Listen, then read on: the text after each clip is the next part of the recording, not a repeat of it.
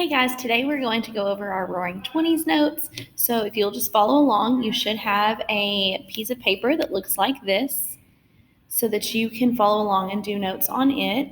Hopefully it'll load. There it is. And I'm going to go over them as quick as I can because this video can only be 20 minutes and I have to get back to my meeting in like 28 minutes. So let's do this. The Roaring Twenties. So remember last week when we talked, or week before last, if you weren't here last week, when we were discussing the end of the war, we talked about how when people came back from World War I, there was a lot of disillusionment. So people come back and they are like, you know what? I had this big dream that when I came back from the war, me and my girl would get together, or me and my boy would get together, and we would have this wonderful life. We would build this family. And when they come back from the war, they're kind of disappointed. Like maybe their friend passed away in the war, or they came back injured or with PTSD, which they called shell shock. There's just this feeling like this life that they thought was going to be really great and wonderful isn't. And that becomes known as disillusionment. And so here it talks about this feeling of disillusionment. People feel alienated, so they feel alone. There's also this all of a sudden obsession with material things and things that aren't so great or called immoral. So like almost like this feeling that life could have ended so quickly during the war. What's the point? And that sounds terrible, but it's true. And then they also kind of felt like they were reckless. That's the best way to describe it. The Roaring Twenties were this time of extreme recklessness and overspending. There's this group of people called the Lost Generation, and they are a bunch of artists and writers and intellectuals. And I'll make this bigger for you. So this Lost Generation, which was Picasso, F. Scott Fitzgerald, his wife Zelda Fitzgerald, Ernest Hemingway, Gertrude Stein, all of these writers who would get together and they would actually travel to Paris. They stayed there for a while and they did all their artsy things, painted, wrote, and all of their writings really show off the way that they're feeling during that era. And this is also when F. Scott Fitzgerald writes The Great Gatsby. Just a little information. I'll show you a picture of F. Scott and Zelda. So here's some tea. F. Scott and Zelda Fitzgerald loved each other, and F. Scott came from very humble beginnings. He desperately wanted to marry Zelda, y'all. He was in love with her, and he promised her that he would come back and marry her. And Zelda's dad was like, dude, you ain't got any money. There's no way I'm letting you marry our daughter. And F. Scott was like, here's what I'm going to do. I'm going to go write a book. I'm going to make a lot of money. And then I'm going to come back. I'm going to show you that I have money and I am going to marry your daughter. And so he did. And this is F. Scott and his wife, Zelda Fitzgerald. And F. Scott eventually writes Great Gatsby, which is basically like his life story, kind of, not totally, but. And then also, what's really, really sad and tragic is not long after they get married and have their little adorable baby, Zelda gets sick and she gets put into an insane asylum. And it's so sad. And then you also have Pablo Picasso at this time. And let me show you some of his cubism.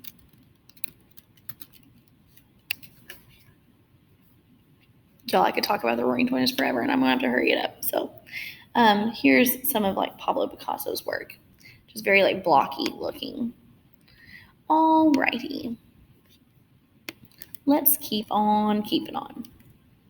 So, there's a lot of changes during the Roaring Twenties. The war, along with just the changes in society, we're going to talk about the women's rights movements, a lot of racism during this time, cause for even more of a sense of disillusionment. The flapper, which this is a picture of a flapper right here, becomes a visible symbol of those changes. Before the 1920s, y'all, girls would never cut their hair short like that.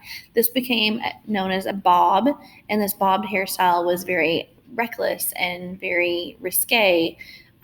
Just girls never did that. And then also, if you can see in this picture, it's so scandalous because you can see this girl's knees.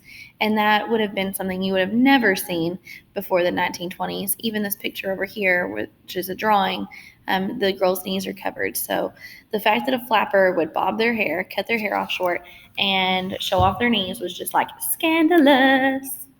Then you also have a fear of foreigners. Remember last week, or a couple weeks ago, when we talked about the Russian revolutions, how Tsar Nicholas II and his family get like straight up murdered by the communist uprising in Russia?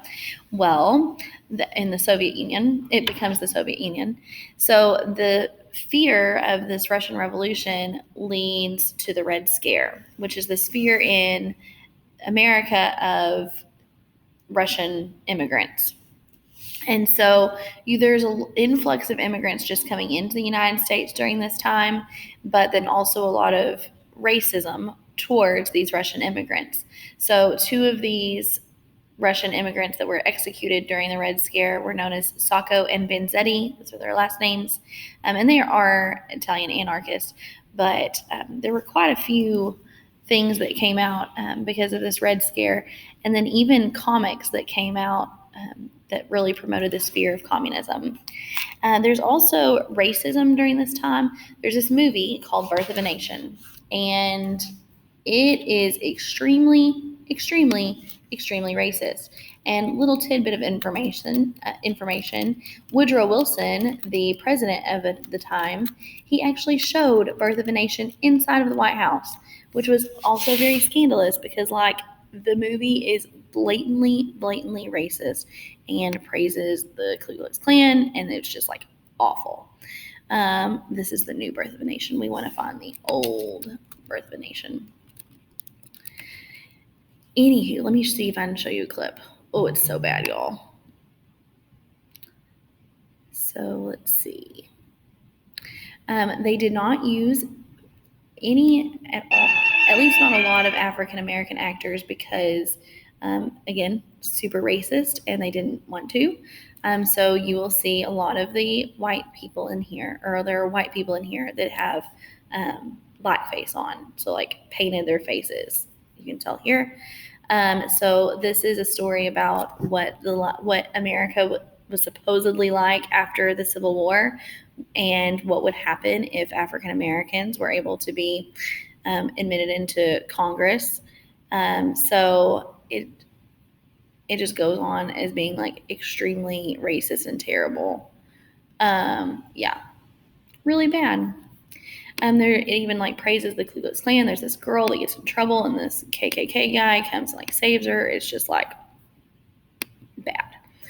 But this movie ends up leading to this rebirth of the KKK because they make them a hero in this movie, and so like it just is this resurgence of the KKK. Also, speaking of the KKK did not just target African Americans or blacks. They targeted anybody who was not a WASP, W-A-S-P, which means white Anglo-Saxon Protestant. So basically, if you were not a white looking person that was born in America who could trace their bloodline to Great Britain or England, and if you were Catholic or anything that wasn't Protestant, the KKK would target you.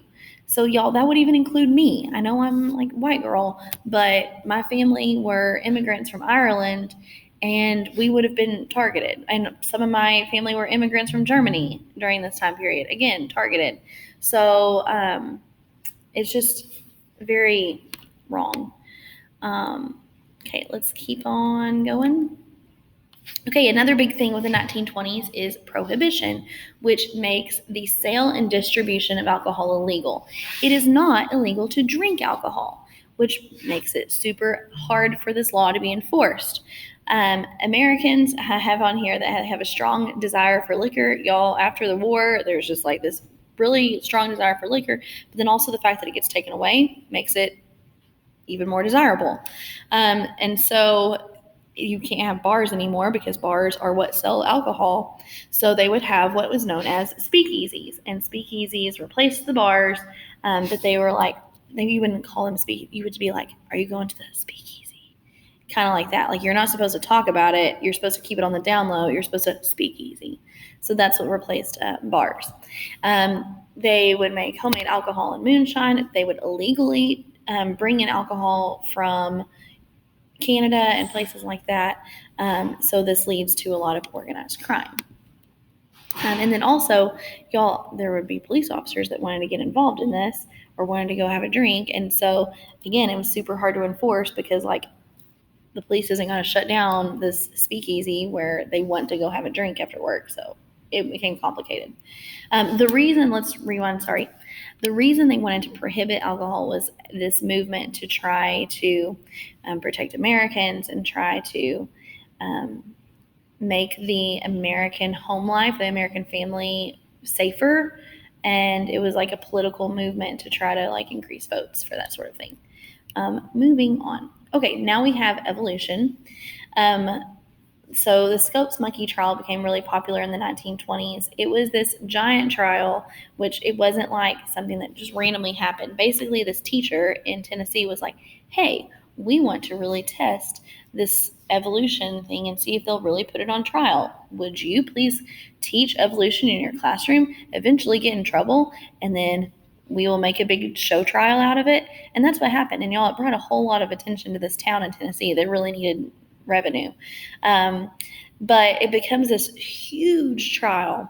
And even like the main lawyers that are like the lawyers for the Scopes monkey trial end up dying like right after it happens because it is such a stressful case. But basically, it just brings attention to this idea that fundamentalist Christians oppose the teaching of evolution, and then there's this big science movement. So there's this big conflict, and the Scopes monkey trial is what brings attention to that. It is not actually about monkeys. It is about the fact that what John Scopes was teaching was that man evolved from monkeys. Also, during the 20s, you have the women's suffrage movement.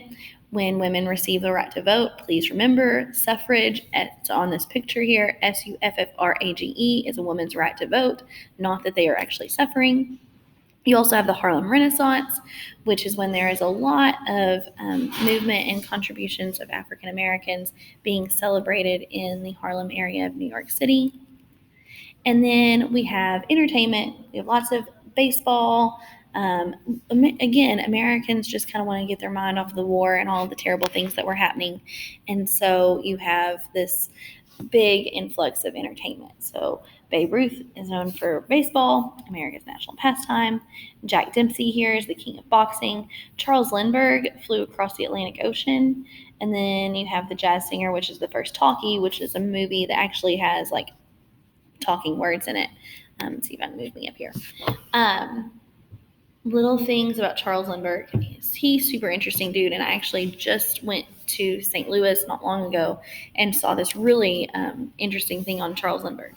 So he ended up marrying the ambassador to Mexico's daughter, and like went and visited them on Christmas break. Eventually fell in love with the ambassador's daughter, ends up marrying her, and she actually became a pilot also, and have this like precious little love story. Except they, also weren't that faithful. There's more tea there. Other like not so great tea is that Charles Lindbergh was a Nazi sympathizer. So darn, Charles Lindbergh, you are so darn awesome, except for the whole like Nazi sympathizer thing. But that is really all I have, and I went super fast, so I'm sorry. Please feel free to pause that if you need to. I am going to be posting something on Google Classroom for you to see after this. I hope you had a great day. I hope you have a great day of testing tomorrow. Have a great, big, beautiful tomorrow. Bye.